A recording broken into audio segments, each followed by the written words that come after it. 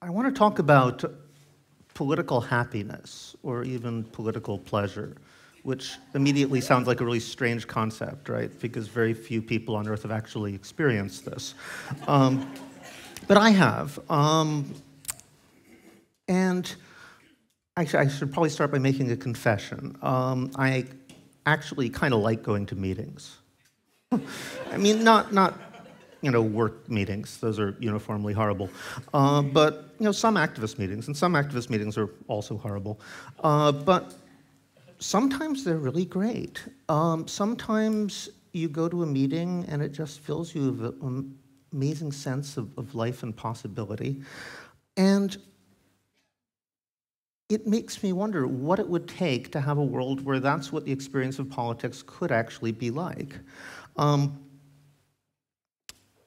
There are places where that's actually the case. I lived in Madagascar for a few years, and people there actually liked going to public meetings. It was fun. There's certain reasons for that are hard to reproduce. There's a very ancient tradition of rhetoric that people really enjoyed. People would say, yeah, if you go to a meeting and there's people who are really good at rhetoric, you see them kind of going at each other in all these subtle and indirect ways, it's really fun.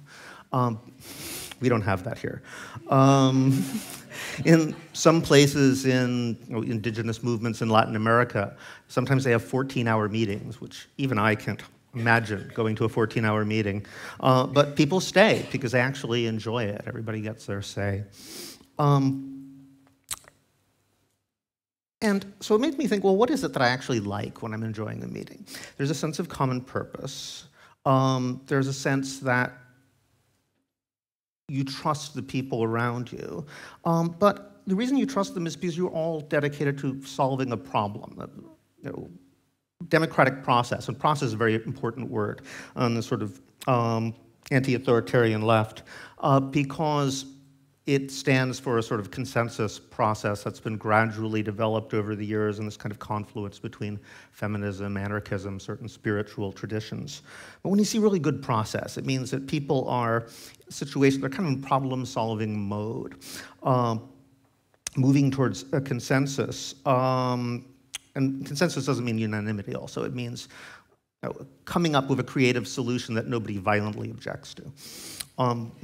It's a process of getting there that's critical. And so you go to problem-solving mode, and when you're in problem-solving mode, your differences actually aren't so much a problem, but they're a resource. Because obviously, if you have 25 people who are all exactly the same, they're not going to be as well able to solve a problem as 25 people with very different perspectives. And part of the pleasure, I find, is a certain kind of abandonment of self, which comes from a trust in others, that other people are actually sometimes smarter than you are, or that the group as a whole becomes this kind of collective mind which is smarter than you are. It's a very interesting thing, because you bring people together in certain circumstances, the collectivity becomes much stupider than any individual member. There are what process is about is bringing people together in such a way they actually become smarter than any individual member. And there's something wonderful about sort of saying, well, maybe my point of view isn't all that important. I could speak, but I don't have to. Part of the whole idea of process is that you can block, you can, or you can demand that other people, which means veto, or you can make other people hear your point of view if you want to, but that means you don't have to. Sometimes you just let go. And that's a lot of where the pleasure comes from. And of course, that's exactly the form of pleasure, of sort of abandonment of self, that authoritarians, fascists, militarists also take advantage of in perverse ways, sort of losing yourself to the mass, abandoning your will, in that case, to that of some authoritarian, charismatic leader. But it can also be a profoundly democratic experience if you do it voluntarily, knowing that at any moment you don't have to. So I wonder, how is that experience reproducible, or what are the conditions where democracy itself could be an experience like that for people who participate in it? Because certainly that's nothing like what politics is like for most people, which is why most people hate it. Politics is not a matter of collective problem solving. Politics is certainly not a matter of mutual trust, and it's certainly not pleasant. It's not fun. Well, in thinking about this, I thought about the idea of democracy. What we're trying to do is create a genuinely democratic process, one that could exist in a free society where there's no structures of coercion, so you can't compel a minority to go along with a majority decision. That's why you have to have consensus.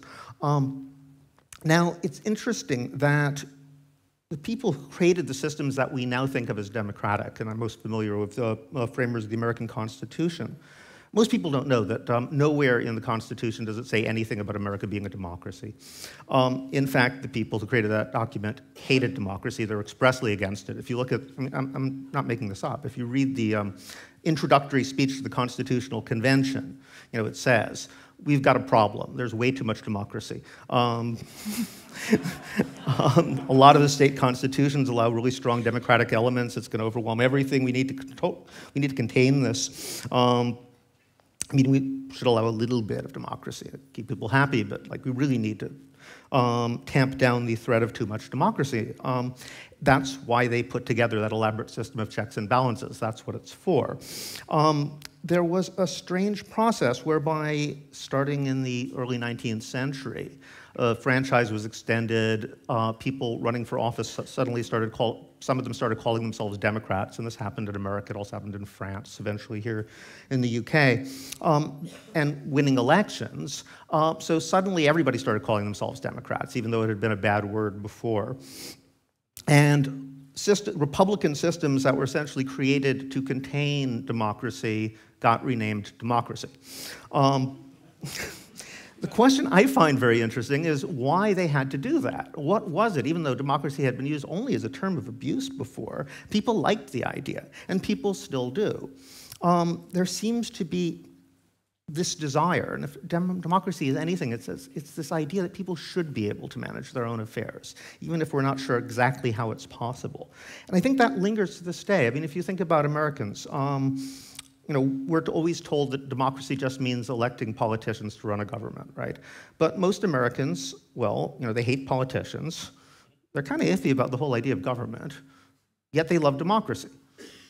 Well, surely that means democracy must mean something else to them, even if it's a sort of ideal or possibility of something that's not completely realized, or realized perhaps only in their ability to occasionally kick politicians out. So what would it take to actually bring that ideal to realization? Well, the first thing I think is you have to look back at the original discussions around the Constitution. They're very revealing, because often these guys were disarmingly honest. The first thing they said is, well, we can't have democracy, by which they meant popular participation in government, direct democracy especially, government by popular assemblies. We can't have that because we have inequality of wealth. John Adams, for example, he just said it straight out, majority rule. We can't have majority rule. We have 1 or 2 million people with wealth and property, and about 9 million people have none. What do you think they're going to do if they all get the vote? I mean, the first thing they're going to do, they're going to cancel all the debts. Then they'll redistribute the land. We can't have this. They also made a rather compelling argument that historically, if you have direct democracy, it generally tends to lead to unrest. There's factions, there's war. They made the argument that poor people are sort of used to following orders, so they'll just follow charismatic leaders because that's all they know how to do. Or if they don't do that, it's even worse. So it's going to lead to tumult, violence, tyranny. And it's not like they didn't have something of a point, because historically, there are a lot of cases where that did in fact happen. But it brings up the question is, if they are right, perhaps what would be required in order to have a participatory, genuine democracy that people see as their ultimate vision of what democracy should be is precisely a more egalitarian society. I mean, they didn't imagine this was possible. But that sense of possibilities, I think, is incredibly important. Because essentially, when we think of creative solutions to world problems, we tend to think within barriers and walls that are ultimately created by violence. And it's a kind of a violence which is the most effective forms of violence are the kinds that you don't even know are there, because you don't like to think about violence. So we sort of imagine them as just sort of structural features of reality. I think something that really brought this home to me was in the 80s, there was this comedian named Sam Kinison who used to shock people by having this sketch making fun of Oxfam-type charity appeals on late-night television. And his big line was, he was saying, like, they're asking us to send these people food. Why don't they send them U-Hauls? I mean, you know, and he started shouting, like, look at you guys, you're living in a desert. Go to where the food is. You know, as if this had never occurred to them, right? And, you know, I wanted to say to him, like, Sam, that's why we have border guards. Actually, most people would go to the food where the food is if there wasn't some guy who was actually there to shoot them if they tried. But we don't like to think about that. We don't like to think about the fact that the same guys who are sending the charity and laughing at the comedian are actually paying taxes to pay guys who have guns. Well, and there's all these imaginary lines drawn around the world with not so imaginary weapons, you know, protecting them and making sure nobody crosses. To give an example, I mean, we talk about the intractable problems of global poverty. I really think that creative solutions are not lacking. I mean, we talk about it as if the big problem is we need to come up with better ideas. How do we solve these terrible, intractable problems? We can't think of ways. Well, that's only if you think within the walls that are created by these structures that we don't like to think are there. Given a obvious example in the same vein, all right, let us imagine, if we're talking about the problems of poverty in the global south, let us imagine that all of those lines were erased. We decided overnight, no more border controls, everybody can live wherever they want. Anybody in Tanzania or Honduras can go to Antwerp or California or wherever they want to go. Well, don't you think that the people running the wealthy countries in the world would decide then that their top priority was to come up with ways to make people in Honduras and Tanzania more inclined to stay there? You don't think they would come up with something? There's all sorts of ideas they'd come up with really fast. And this is the major thing that I want to emphasize, is that there is no lack of creative, interesting ideas in the world. In fact, it's the greatest squandered resource in the world is all those people out there who've got them, have no forum in which to say them, or, you know, who are literally told to shut up or they'll be beaten or killed. There's probably no person on earth who hasn't thought up of at least one interesting idea that might solve a problem that no one in this room would have thought of. The question is how to unleash that. And in order to be able to do so, in order to create structures where people are encouraged rather than discouraged to come up with these creative solutions, you need to create contexts where that kind of group mind, actual genuine democracy can take root. And to do that, we have to like challenge those invisible walls. We have to like look at those structures of power more seriously than we've been doing already, I think. Because most people in the world go around every day thinking, I know what we could do, but I wish I could only say it. But they can't. Now, to do that, it's going to require two things. It's going to require not only not telling them to shut up, but, you know, create a culture of democracy, which oddly enough, you know, exists in some parts of the world and doesn't exist in most of the countries that call themselves democratic. I mean, one of the things we found in Occupy Wall Street is that we had to learn everything from scratch. People in America don't know how to do democracy. We never get an experience. That's slow, but it can be done. The bigger problem, though, is that taking on those structures of inequality, which essentially make it impossible. And in that, I think the Founding Fathers are right. A society divided by fundamental inequalities of wealth is never going to be democratic. But I think that perhaps the most compelling reason to want to address those questions is precisely because it would create a society capable of actually solving the problems that the world faces today.